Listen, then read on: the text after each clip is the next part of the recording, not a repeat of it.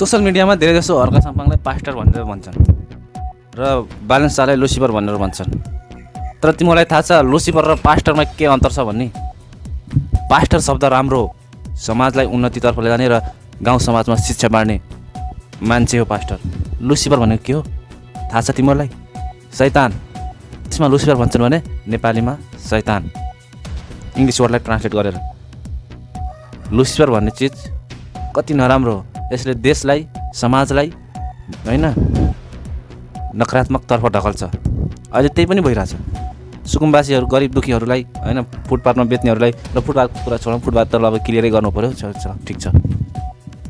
तर गरिब दुखीहरूलाई त्यो गरिब दुखीहरूको लागि के गरेको छ? केही पनि गरेको छैन। न अपाङ्ग भएका व्यक्तिहरूको लागि न दृष्टिविहीन व्यक्तिहरूको लागि केही पनि गरेको छैन यो सरकारले। यदि यो भिडियो हेरिसकेपछि गरेपछि गर्ला होइन, बिस्तारै बिस्तारै गर्ला, तर अझैसम्म केही पनि गरेको छैन। न पहिलाको पिँढीले गर्यो न अहिलेको। लुसिफर र पास्टरमा यही अन्तर छ कि पास्टरले देश समाजलाई बनाउँछ, देश समाजको लागि उन्नति हुने काम गर्छ, र लुसिफर चाहिँ देश विकास गर्नलाई होइन देशलाई डुबाउने, समाजलाई भत्काउने, लडाउने काम गर्छ। र गराएको पनि थियो। भदौ 8 गतेको कुरा सोचिहाल्नुहोस्। त्यही हो।